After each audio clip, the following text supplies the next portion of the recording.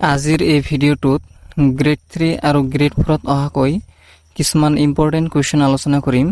So আপোনালোকে ভিডিঅ'টো ভালদৰে চাব। ইয়াৰ আগৰ পাৰ্টকেইটা যদি চোৱা নাই মোৰ চেনেলটোত গৈ চাব পাৰে। আজিৰ প্ৰথম কুৱেশ্যনটো হ'ল 2011 চনৰ লোকপিয়ল অনুসৰি গাঁও অঞ্চলত বসবাস কৰা মানুহৰ শতকৰা হাৰ কিমান? যে 2011 চনৰ লোকপিয়ল অনুসৰি গাঁও অঞ্চলত কিমান শতাংশ মানুহে বসবাস কৰিছিল? অপশ্যনসমূহৰ ভিতৰত কাৰেক্ট অপশ্যনটো হ'ল অপশ্যন নম্বৰ ডি 86%। যে 86% মানুহে 2011 চনৰ লোকপিয়ল অনুসৰি গাঁও অঞ্চলত বসবাস কৰিছিল। এতিয়া ইছু 123 নম্বৰ কুৱেশ্যনটোলৈ। কুৱেশ্যনটোত সুধিছে অসম বাংলাদেশ সীমান্তৰ মুঠ দৈৰ্ঘ্য কিমান? যে অসম বাংলাদেশ সীমান্তৰ মুঠ দৈৰ্ঘ্য কিমান? অপশ্যনসমূহৰ ভিতৰত কাৰেক্ট অপশ্যনটো হ'ল অপশ্যন নম্বৰ এ 262 কিলোমিটাৰ। 262 কিলোমিটাৰ হ'ল অসম বাংলাদেশ সীমান্তৰ মুঠ দৈৰ্ঘ্য। এতিয়া ইছু 124 নম্বৰ কুৱেশ্যনটোলৈ। 24 নম্বৰ কুৱেশ্যনটোত সুধিছে অসমৰ ভিতৰত ব্ৰহ্মপুত্ৰ নদীৰ গড় ঢাল কিমান? যে অসমৰ ভিতৰত ব্ৰহ্মপুত্ৰ নদীৰ গড় ঢাল কিমান? অপশ্যনসমূহৰ ভিতৰত কাৰেক্ট অপশ্যনটো হ'ল অপশ্যন নম্বৰ এ 18 চেণ্টিমিটাৰ বাই কিলোমিটাৰ। এতিয়া ইছু 126 নম্বৰ কুৱেশ্যনটোলৈ। কুৱেশ্যনটোত সুধিছে অসমৰ মুঠ মাটিকালি কিমান? যে অসমৰ মুঠ মাটিকালি কিমান? অপশ্যনসমূহৰ ভিতৰত কাৰেক্ট অপশ্যনটো হ'ল অপশ্যন নম্বৰ এ 78,439 বৰ্গ কিলোমিটাৰ। এতিয়া ইছু 27 নম্বৰ কুৱেশ্যনটোলৈ। 27 নম্বৰ কুৱেশ্যনটোত সুধিছে দিহিং পাটকাই ৰাষ্ট্ৰীয় উদ্যানৰ মুঠ মাটিকালি কিমান? যে দিহিং পাটকাই ৰাষ্ট্ৰীয় উদ্যানৰ মুঠ মাটিকালি কিমান? অপশ্যনসমূহৰ ভিতৰত কাৰেক্ট অপশ্যনটো হ'ল অপশ্যন নম্বৰ এ 234.26 বৰ্গ কিলোমিটাৰ। দিহিং পাটকাই ৰাষ্ট্ৰীয় উদ্যানৰ মুঠ মাটিকালি হ'ল 234.26 বৰ্গ কিলোমিটাৰ। এতিয়া ইছু 129 নম্বৰ কুৱেশ্যনটোলৈ। কুৱেশ্যনটোত সুধিছে ভাৰতবৰ্ষত আনুমানিক কিমান শতাংশ মাটিকালি ৰাষ্ট্ৰীয় উদ্যানসমূহে আগুৰি আছে? যে ভাৰতবৰ্ষৰ আনুমানিক কিমান শতাংশ মাটিকালি ৰাষ্ট্ৰীয় উদ্যানসমূহে আগুৰি আছে? অপশ্যনসমূহৰ ভিতৰত কাৰেক্ট অপশ্যনটো হ'ল অপশ্যন নম্বৰ এ 1.33%। যে 1.33% শতাংশ মাটিকালি ৰাষ্ট্ৰীয় উদ্যানসমূহে আগুৰি আছে। এতিয়া ইছু 130 নম্বৰ কুৱেশ্যনটোলৈ। 30 নম্বৰ কুৱেশ্যনটোত সুধিছে ৰায়মনা ৰাষ্ট্ৰীয় উদ্যানৰ মুঠ মাটিকালি কিমান? যে ৰায়মনা ৰাষ্ট্ৰীয় উদ্যানৰ মুঠ মাটিকালি কিমান? অপশ্যনসমূহৰ ভিতৰত কাৰেক্ট অপশ্যনটো হ'ল অপশ্যন নম্বৰ এ 422 বৰ্গ কিলোমিটাৰ। যে ৰায়মনা ৰাষ্ট্ৰীয় উদ্যানৰ মুঠ মাটিকালি হ'ল 422 বৰ্গ কিলোমিটাৰ। এতিয়া ইছু 132 নম্বৰ কুৱেশ্যনটোলৈ। কুৱেশ্যনটোত সুধিছে বনৰীয়া ঘোঁৰাৰ বসতিৰ বাবে বিখ্যাত পৃথিৱীৰ একমাত্ৰ সংৰক্ষিত বনাঞ্চলখনৰ নাম কি? যে বনৰীয়া ঘোঁৰাৰ বসতিৰ বাবে পৃথিৱীৰ একমাত্ৰ সংৰক্ষিত বনাঞ্চল কোনখন? অপশ্যনসমূহৰ ভিতৰত কাৰেক্ট অপশ্যনটো হ'ল option number C Dibru-Saikhowa national park.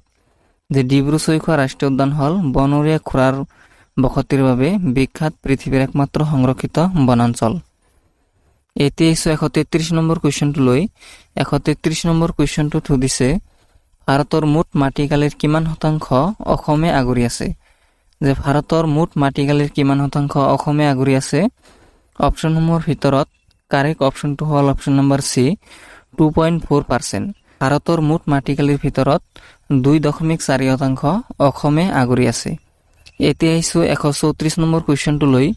কুৱেশ্যনটোত সুধিছে তলত উল্লেখ কৰা কোনখন ৰাষ্ট্ৰীয় উদ্যানৰ ভৌগোলিক মাটিকালি আটাইতকৈ কম? যে তলত উল্লেখ কৰা কোনখন ৰাষ্ট্ৰীয় উদ্যানৰ ভৌগোলিক মাটিকালি আটাইতকৈ কম? অপশ্যনসমূহৰ ভিতৰত কাৰেক্ট অপশ্যনটো হ'ল অপশ্যন নম্বৰ ডি ওৰাং। যে ওৰাং ৰাষ্ট্ৰীয় উদ্যানৰ মাটিকালি আটাইতকৈ কম। এতিয়া ইছু 135 নম্বৰ কুৱেশ্যনটোলৈ। কুৱেশ্যনটোত সুধিছে তলত উল্লেখ কৰা কোনখন নদীয়ে ৰায়মনা ৰাষ্ট্ৰীয় উদ্যানৰ চাৰিসীমা গঠন নকৰে? যে তলত উল্লেখ কৰা কোনখন নদীয়ে ৰায়মনা ৰাষ্ট্ৰীয় উদ্যানৰ মাটিকালি গঠন নকৰে? অপশ্যনসমূহৰ ভিতৰত কাৰেক্ট অপশ্যনটো হ'ল অপশ্যন নম্বৰ বি মানাহ। যে মানাহ নদীয়ে ৰায়মনা ৰাষ্ট্ৰীয় উদ্যানৰ চাৰিসীমা গঠন নকৰে। এতিয়া ইছু 134 নম্বৰ কুৱেশ্যনটোলৈ। কুৱেশ্যনটোত সুধিছে বিশ্ব পৰিৱেশ দিৱস 2021 দিনা অসম চৰকাৰে তলত উল্লেখ কৰা কোনখনক ৰাষ্ট্ৰীয় উদ্যানৰূপে ঘোষণা কৰিছিল? 2021 চনৰ বিশ্ব পৰিৱেশ দিৱসৰ দিনা কোনখন ৰাষ্ট্ৰীয় উদ্যানক ৰাষ্ট্ৰীয় উদ্যান ৰূপে ঘোষণা কৰিছিল? অপশ্যনসমূহৰ ভিতৰত কাৰেক্ট অপশ্যনটো হ'ল অপশ্যন নম্বৰ বি ৰায়মনাক। 2021 চনৰ বিশ্ব পৰিৱেশৰ দিনা ৰায়মনাক ৰাষ্ট্ৰীয় উদ্যান ৰূপে ঘোষণা কৰিছিল। এতিয়া আহিছোঁ 137 নম্বৰ কুৱেশ্যনটোলৈ।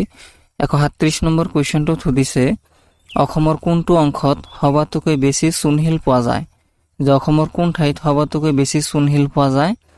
অপশ্যনসমূহৰ ভিতৰত কাৰেক্ট অপশ্যনটো হ'ল option number B Karbi Anglong.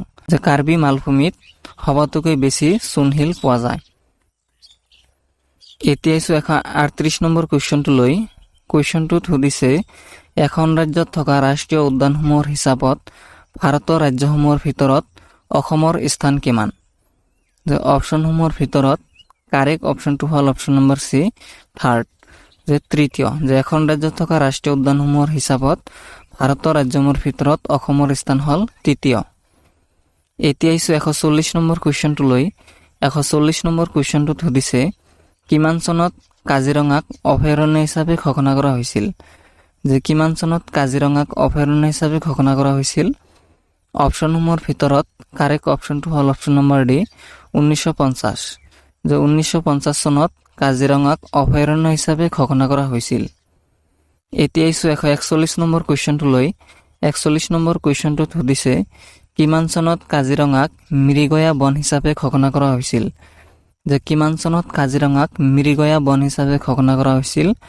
অপশ্যনসমূহৰ ভিতৰত কাৰেক্ট অপশ্যনটো হ'ল অপশ্যন নম্বৰ ডি 1916 চনত।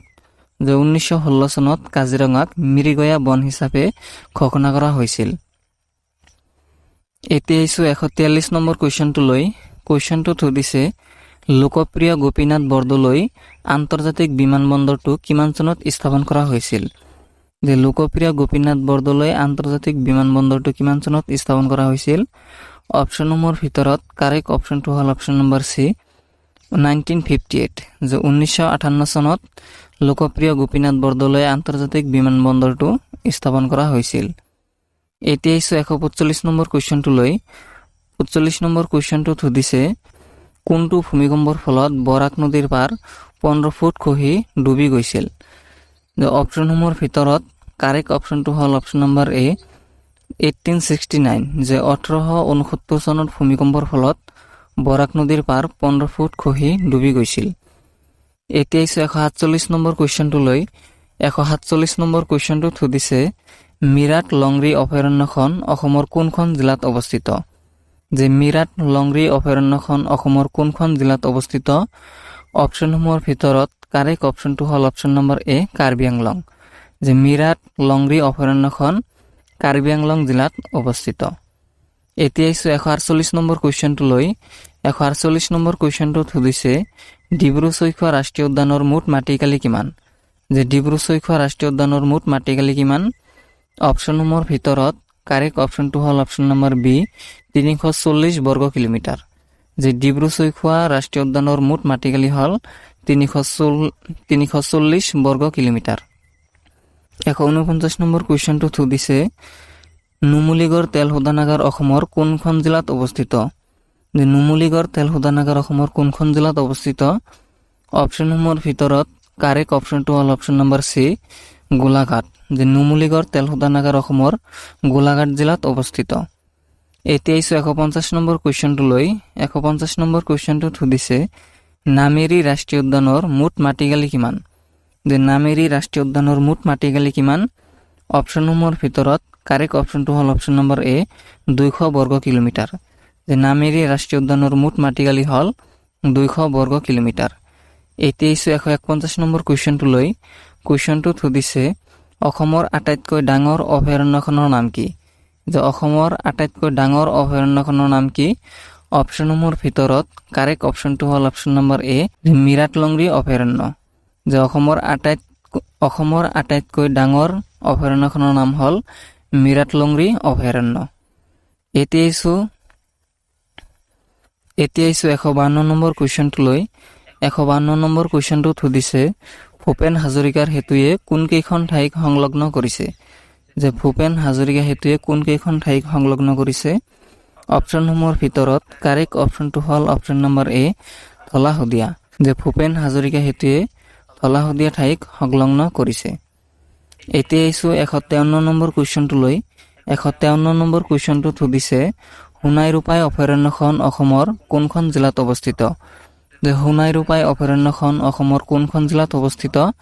অপশ্যনসমূহৰ ভিতৰত কাৰেক্ট অপশ্যনটো হ'ল অপশ্যন নম্বৰ এ শোণিতপুৰ। যে সোণাই ৰূপাই অভয়াৰণ্যখন অসমৰ শোণিতপুৰ জিলাত অৱস্থিত।